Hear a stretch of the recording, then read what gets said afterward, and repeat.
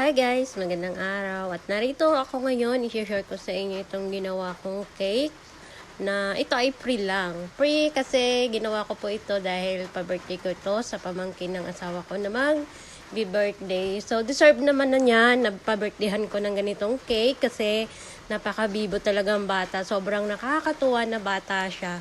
At itong ang cake na to guys, ay matagal ko nang nagawa. Ngayon ko lang siya na-edit kasi sobrang busy or tinatamad talaga ako mag-edit. Yun, ganun na nga yun.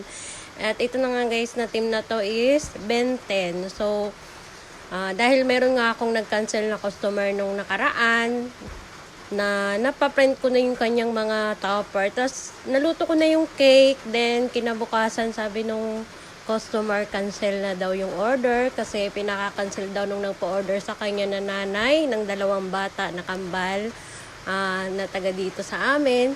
Yung nanay niya is nasa ibang bansa at pina-order niya lang ito sa kanyang hipag or bilas yata yon. So, sa madaling sabi, pinakancel nung nanay na nagpa-order.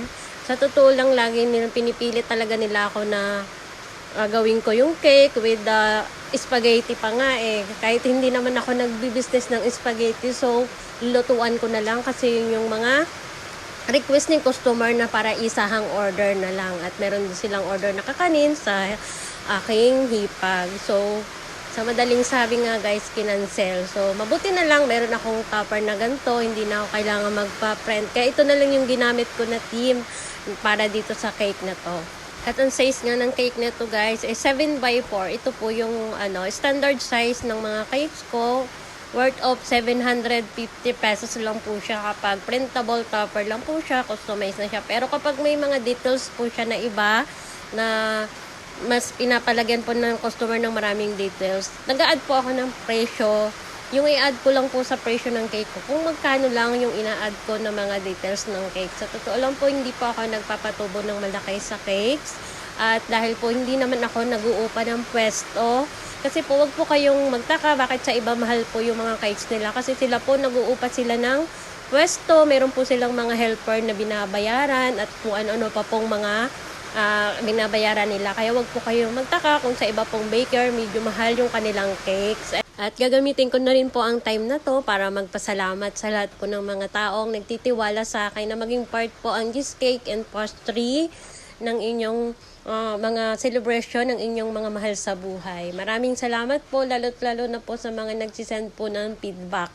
At dun po sa mga tao na hindi man po sila nagsisend ng feedback sa akin, nire-refer po nila ako sa iba, kaya lalo pong dumadami yung customer ko.